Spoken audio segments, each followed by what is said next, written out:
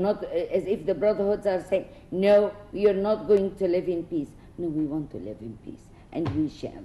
As long as we have people like late General Nabil Farag and like Lieutenant, like General Muhammad Ibrahim, who has, an attempt was made on his life 2 weeks ago, if you remember. And of course, Lieutenant General El-Sisi, and the marvelous job our police and army is doing. Remember, this killing of General Nabil Farag really, paved the way, as if they are saying, we are for the people, by the people. We're not for a government, we're not for a president, we are for the people.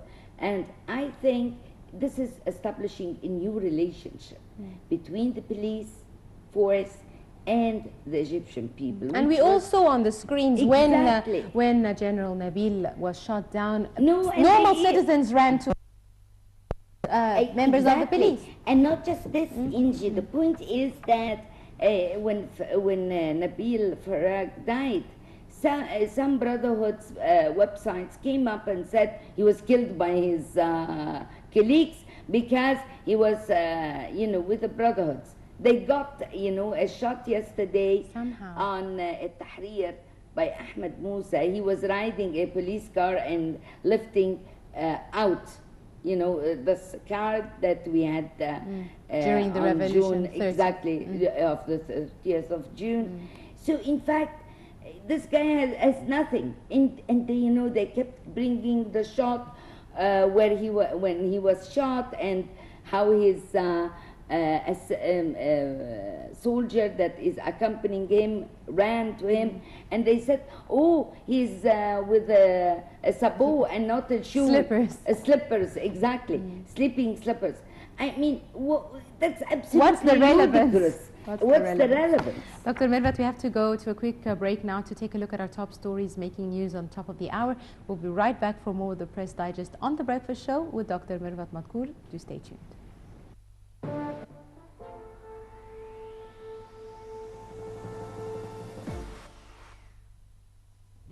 And location in form of storage, production and research and development facilities. International inspectors are to be on the ground in Syria by November. During that month, they are to complete their initial assessment, and all mixing and filling equipment for chemical weapons is to be destroyed. They must be given immediate and unfettered access to inspect all sites. All components of the chemical weapons program are to be removed from the country or destroyed by mid-2014. U.S. President Barack Obama said the deal represents an important concrete step toward the goal of moving serious chemical weapons under the international control so that they may ultimately be destroyed. Obama made clear that if diplomacy fails, the United States remains prepared to act. For his part, British Foreign Secretary William Hague described the deal as a significant step forward, while German Foreign Minister said the chances of a political solution worldwide significantly if deeds not follow the words.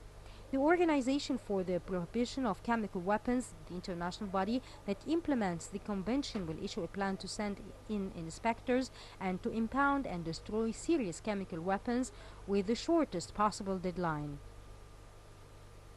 The U.S. charges that al-Assad had used chemical weapons in the August 21st attack on the outskirts of Damascus, killing more than 1,400 civilians.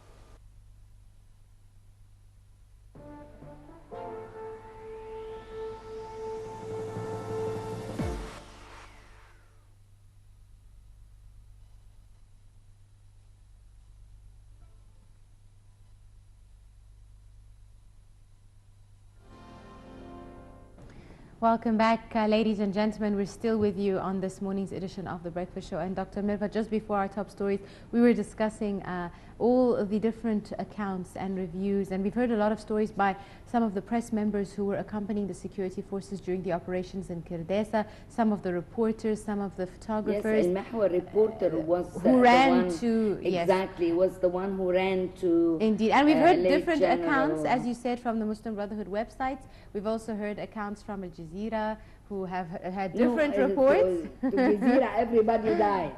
Everybody. Well, if you watched Al Nahar, a lady came and she was tearing apart Morsi's pictures, saying, I was locked in this house and I was not allowed to go out. And she had a kid and they killed her kid. There's a lot of tragic stories, but most importantly, the Minister of Interior has said even the death of such a top security official has just further strengthened their drive to further fight the terrorists. And it shows, it's not making them afraid, on the contrary. That the Interior Ministry is now following a new rule, that those top officials are not sitting in an air-conditioned room. They disconnected from... Exactly. They are among... you know, which is the change that we wanted. Exactly. Didn't we want that? Indeed. Didn't we ask for it? Indeed. And besides, when this guy did it, was it to save the regime? No. It was to save us. Because it was getting bigger and bigger and bigger. We were about to have a new Rabah or a new Nada, right? Right. Dr. Mervat, let's go to Al-Ahram, and on regional front, Washington tackles suspending $500 million from its aid to Egypt. Obama asks Congress to suspend $500 million from the U.S. aid to Egypt. The Obama administration moved to ensure that it does not lose more than $500 million in potential Egyptian aid as it weighs suspending assistance after the summer's revolution.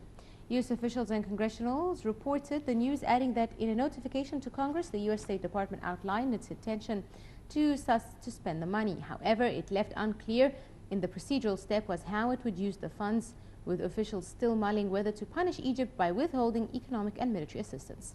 Under the approach, most of the cash would be used to compensate American companies for wind-up costs to help them end assistance programs.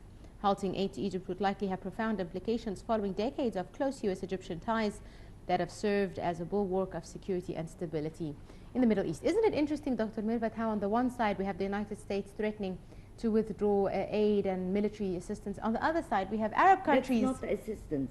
Regardless, they call it... no, they call it wrongly. And we call it wise wrongly. It is a compensation. It was spelled out in Camp David and in the peace agreement. If they cannot actually withdraw this, if they do, they will relieve us from Camp David and, of course, from the peace agreement. So you don't expect that they will withdraw the money? No, it's bluffing. And if they do, it's better. And on the, I was just going to say, on the other side, when he returned the $2 billion to Qatar. And didn't you see Kuwait, who just no, gave Kuwait and Saudi Arabia and United Arab Emirates, they are doing really a good thing, and we salute them all. And their people, of course, their leaders and their people, they are giving us grants with no interest, with no return, while Qatar wanted to give us a on the basis of 4.25 interest rate, which is higher than the grant by, or the loan which we're going to take from the World Bank. And besides, they didn't even accept any negotiations. And they kept, going back and forth, and no 3 years.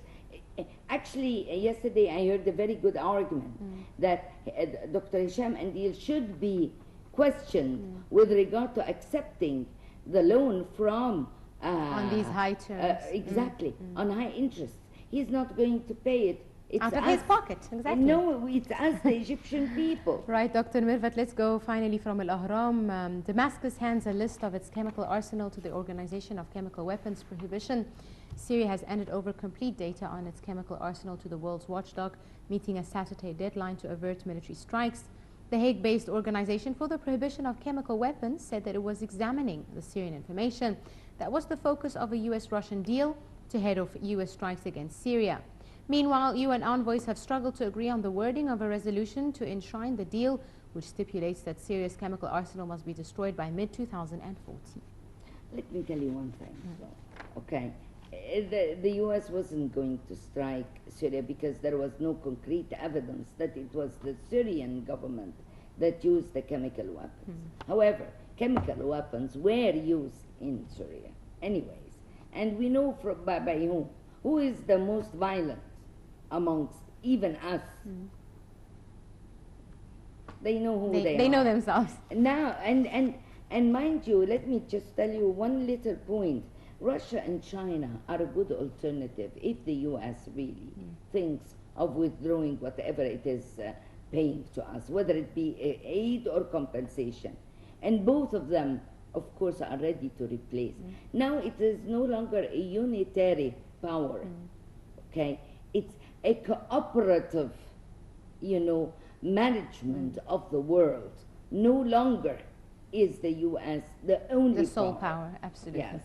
Right, Dr. Mervat Madkour, Professor of Political Economy of the Middle Eastern Research and Development. It's been an absolute pleasure. Thank you so much for joining us this morning with the Press Digest. It is always a pleasure to be with you. Thank you very much, Doctor. Ladies and gentlemen, we now take you to another feature report prepared by Dina Yunus on Egyptian Museum, and we'll be right back for more on The Breakfast Show. Stay tuned.